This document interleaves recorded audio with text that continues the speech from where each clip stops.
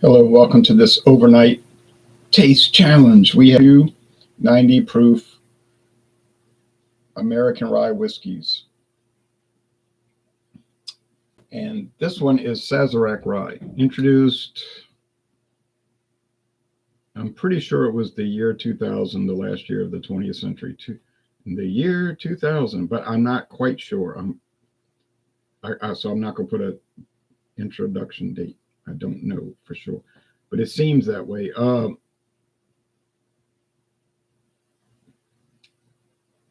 Straight rye whiskey. Now notice it doesn't say straight Kentucky rye or anything because it's made in two different states. Most of it's made in Kentucky at Buffalo Trace Distillery, but a little bit of it is made in New Orleans, Louisiana at the Sazerac House. So there's a small distillery there on the ground floor. So when you buy this, it could be coming from one state or the other, but it's not coming from both because it's straight rye. And straight whiskey, if you read the regulations, it can come from different distilleries, but it has to all be from the same state. So see, if they mix the two state barrels together, then that would violate they could just call it rye whiskey, but it wouldn't be able to call it straight rye. So that's a little consideration there. Okay, so we know it's got no coloring or flavoring added because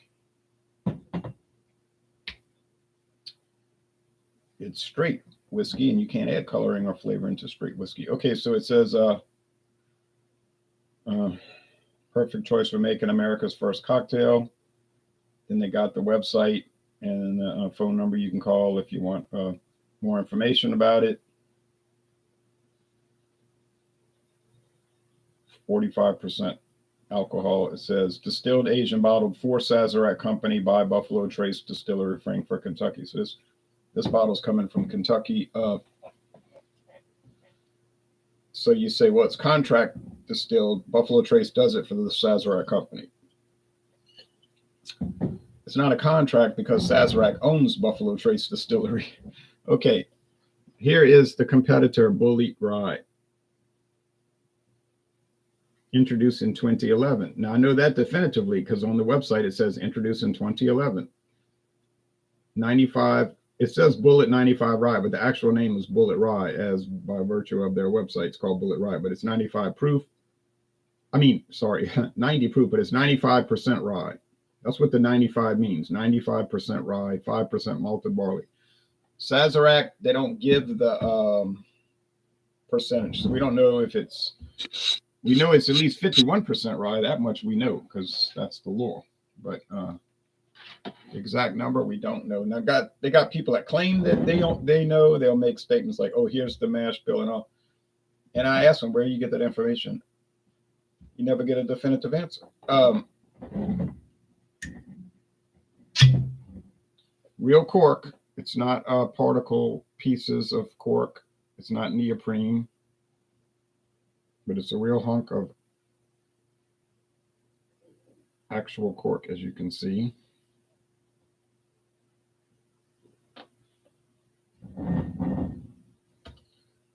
This runs about $19 in Louisiana. Sometimes they'll have it on sale for $18. I guess those days have pretty much ended. But earlier this summer, they had some stores selling it for $17.99.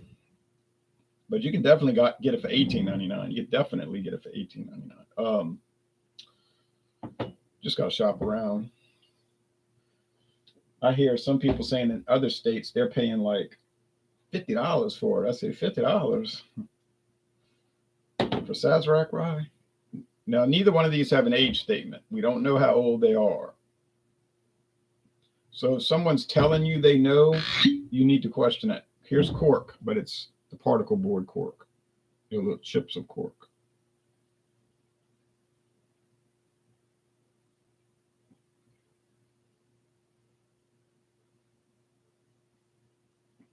I don't know if I'm waiting for it to focus. Somebody was telling me about the difference between Coors Banquet and Coors Original. Okay. He's saying Coors Banquet is this, And Coors Original is this. And they got, these are the specific ingredients. So I know what the ingredients on Coors Banquet is because it's listed on the Miller Coors website. But they don't list the ingredients for Coors Original, the new Canadian thing. It's funny that they call it the original, but it's not original. Coors Original, but it's not the original. Okay, but he was saying they use no adjunct, no corn or rice. I said, oh, okay. I said, where do you get this information? Because I looked all around. I couldn't find anything on the Molson Coors websites.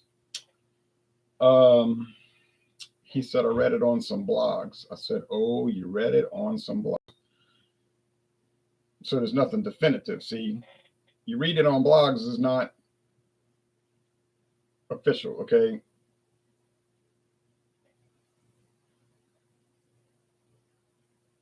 That would be like Nuremberg trials where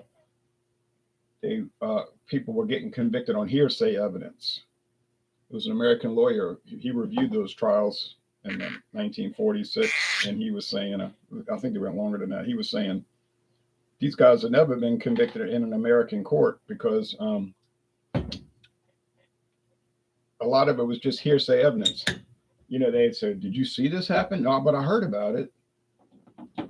You heard about it? Yeah, some guys were talking about it. Oh, and where did they hear about it? Oh, some people were telling them. So that doesn't go anywhere in an American court. All right. So it's like these things here. You want to prove it. I'll prove it. I can prove it.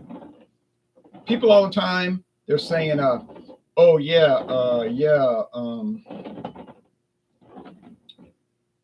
This Buffalo Trace bourbon has this mash bill number 1. And they'll tell you, oh, it's this much corn, this much rye, this much barley, and so forth. Oh, okay. And I'm like, where did the people get this information? Because if you look on the Sazerac websites, they never list it anywhere. They never tell you what their mash bill is. I mean, they just don't. They keep it secret, I guess. But then how do these people know? And they'll just say it like it's a stone cold fact. But I've never once in all these years had someone give me a proper answer. I asked, where'd you get this information? Sometimes they'll get angry and it'll come back like, oh, everybody knows that. Everybody knows that.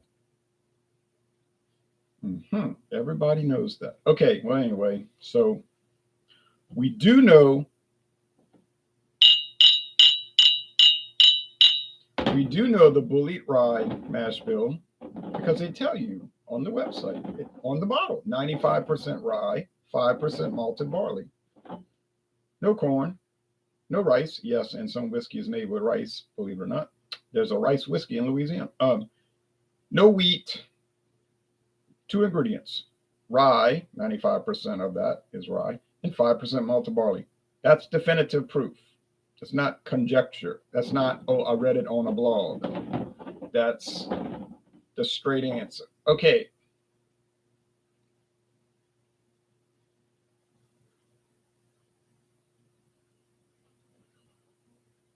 And somebody was ticking me off. I don't mean making me angry, but like, giving me the business over when I gave the scores for Untapped. I was saying, well, it's like a 70 on Untapped. And he was like, no, it's not a 70. It's a 3.5 stars out of 5. And he was like, they don't use percentages. They use stars out of 5. 1, 2, 3, 4, or 5, or half maybe. I said, well, I know that. I mean, I get that. I know. I understand that. That's how the beer in me used to be. You use numbers. It wasn't stars. It was numbers out of 5. 1 was poor, like you would never want to drink it. 2 was fair, like it's okay if you really want to drink it. It's okay, but it's not good. 3 is a good beer, nothing great but good. 4 was most excellent. It was really wonderful. Not the greatest in the world, but really wonderful. And 5 was outstanding. Just absolutely head and shoulders above almost every beer in the world. 5 out of 5 stars. You could call that world class or outstanding. Okay, but that was the way they did it. It's simple. You get it? Simple. 1, 2, 3, 4, and 5. And you could do halves instead of good. Like I said, 3.5 was excellent, and 4 was most excellent. That's right. And then 4.5 was outstanding, and 5 was world class. That's right. 5 was world class. So he was on my case a little bit about why do I keep giving the percentage from Untapped. He's like, no beer on Untapped gets 100. I said, okay.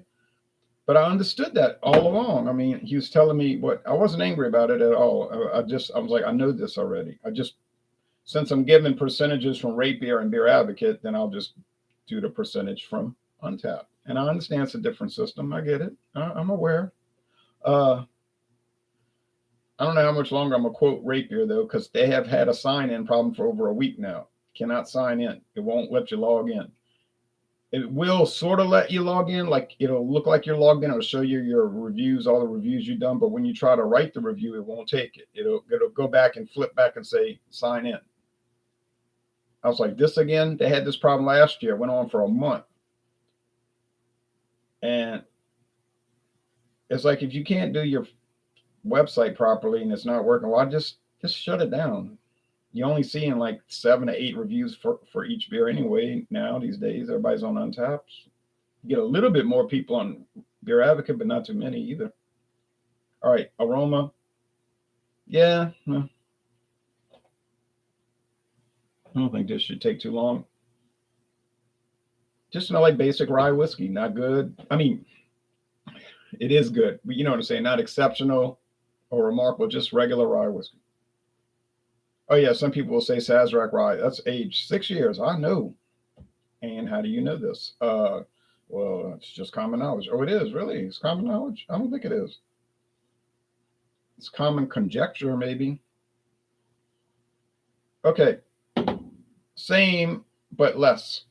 Same smell, but less of it. You see what I'm saying? This is a much bolder rye smell. Yeah, and this one's a little dull. But once again, nothing bad. I wouldn't want to assume that it's bad in any way. Price, like I said, $18.99 for Sazerac Rye and about $24.99 for the Bulleit. So, $6 difference. Is it going to be $6 better? No, I don't believe it will be. But we're going to find out right now. Minty Rye, minty, spearmint. That's how these rye whiskeys are, minty, spearminty. Yeah, nice. If you like that. Now you say, oh, I can't stand peppermint or spearmint or mentholated anything, and rye bread gags me. Well, then don't ever buy rye whiskey because you will not like it.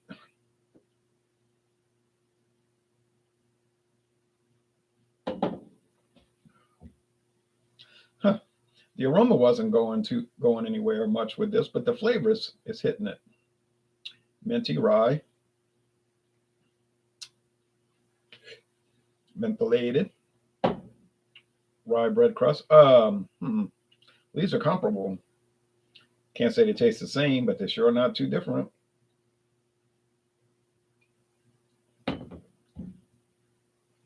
Now they got some experts come on the internet and they do videos and they can tell you 20 different things between the two. And I watch the videos and I'll just be lost in thought. Like I just can't follow what they're saying. Oh, and it has this and that and this and that, and they go on and on. And I'm not saying that they're wrong. I'm just like, they got me mind boggled, I can't believe they can pick out all these aromas and flavors on these whiskeys. On the other hand, they're almost never doing it blind, which is a problem, big problem, serious problem, catastrophic problem, really. They just got the two whiskeys in front of them. They're looking at the bottle, they're pouring the bottles, they're looking at it, and then they're tasting it and telling you the 20 different things different from them. I'm like, yeah, that's a big flaw because you know which is which. So there's the problem.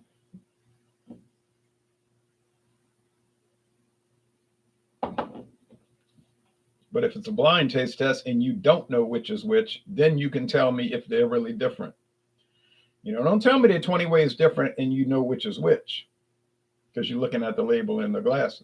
Tell me they're different when you tasted them blind and then you reveal it and you got it right every time. Then I'm going to say you're a real expert, not a supposed expert.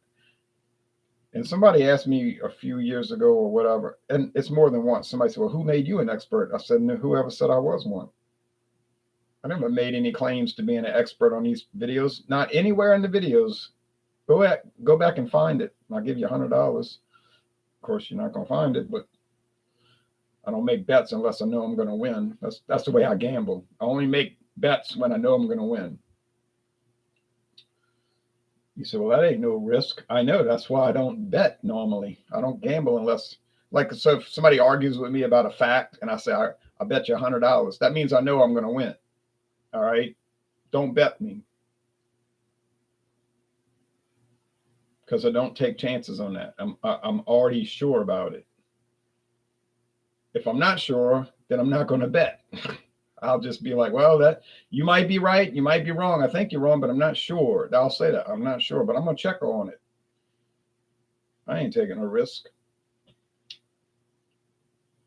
So if I bet, that means I'm getting paid unless you welch. Now, some people are welchers. They talk big, trash talk. I bet you $100. When it's time to pay up, they say, I was just joking. And I said, no, you wasn't joking.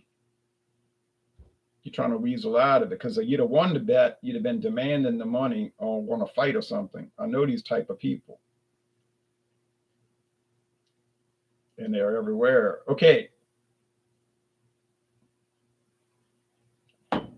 Like the famous story of the guy on Facebook talking trash about the Green Bay Packers. Oh, no. He was talking trash about Ohio State, the Ohio State University years ago. He's talking, I guarantee you, not guarantee, you see, he must thought he was Joe Namath. I guarantee you Ohio State will go undefeated this year. 12 wins, no losses. I said, you're living in some kind of fantasy world. That's a dreamscape. There's no way. And another guy said, it's not going to happen. He said, tell you what, this is the guy talking, I tell you what, if you win, you got to send me any craft beer I choose. And if I win, I'm saying it backwards. If I lose, I got to send you any craft beer you name. And if you win, if you lose, you got to send me any craft beer you name. That's right. I got it right. Getting all backwards. So that was the prize. If you win, you get a craft beer of any type that you name. So I'm like, boy, this guy's talking some trash here. But I didn't get angry. Because I wasn't going to bet. It didn't matter to me.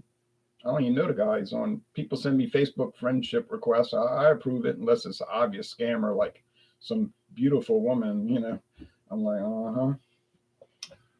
Yeah, you're real. So I just waited. And you knew they were going to lose one. So here comes the Michigan game. And sure enough, they lost. And seconds later, I was on Facebook. And so was the other guy. And he's like, okay, here's the beer I want. You know what happened? When he told the dude, here's the beer I want, he unfriended and blocked him. And he comes and tells me, can you believe this guy did that? I said, I can't really believe it, but now I know what type of person he is. And I told him, I said, man, what is the issue? I said, you blocked the guy when you made this big announcement about how you're going to buy him any craft beer that he names and send it to him if Ohio State did not go undefeated, which we tried to tell you they weren't going to do. And then he tells me, I was just kidding. I said, no, you weren't kidding.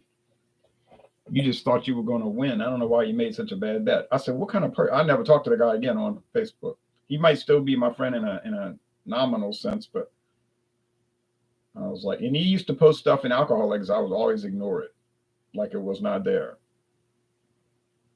I'm like, no, you owe the guy the beer. And until you do that, pay him. I don't want to talk to you. All right.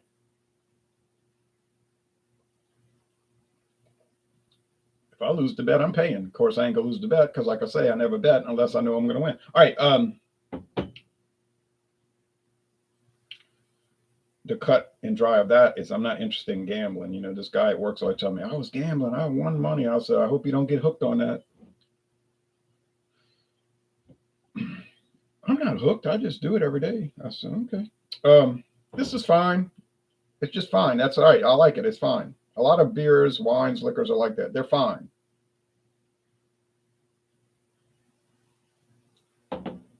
Actually, most beer, wines, and liquors are like that. They're fine. They're not amazing like people might claim, but they're also not horrible like other people will claim. They're just fine. Then they're a product. You buy it. It tastes good. Move on. It's not that complicated. But people seem to think it is. Okay.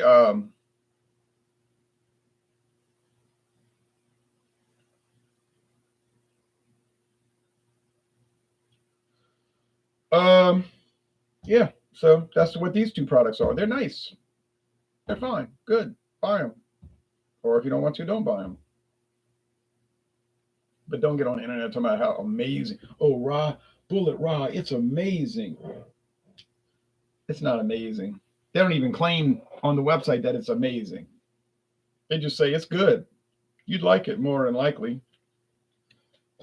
And that's what Sazerac Rye says. It's good. You'll probably like it. It's really good for mixing. Tell you right there off the top of the bat. It's a good mixer. That means it's ordinary and it's good to, but it'll be good for mixing. It has a purpose for sipping neat at 4 something in the morning doing a video. Maybe not, but it's fine. I wouldn't know why anybody would pay $50 for it. $18.99. That's more like that's what I paid for it. All right. Mm-hmm. They both had that sugar component, like sugar water, like rock candy type of situation, affectation, exemplification, consolation. This is a tie. I mean, it's a tie up and down the board. And I know I don't really know, but I think Sazerac Rye is not 95% rye. Still tastes really good. So when you can't tell them apart, and they're both quality, but one is $6 more, then we know the answer there, don't we all? You go with the cheaper product. I don't care if it's a penny less.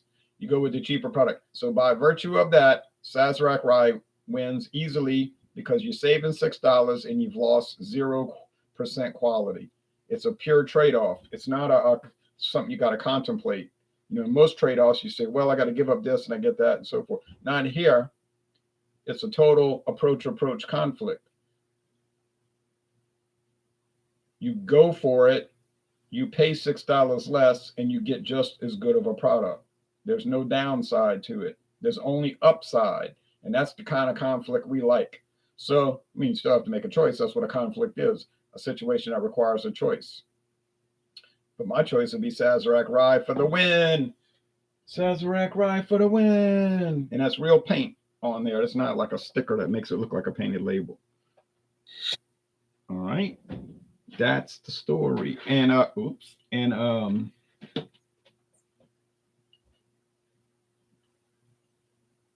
this taste challenge worked out basically exactly the way I thought it was going to work out. Except that I thought I might be able to tell them apart, and I can't really. But I'll just say,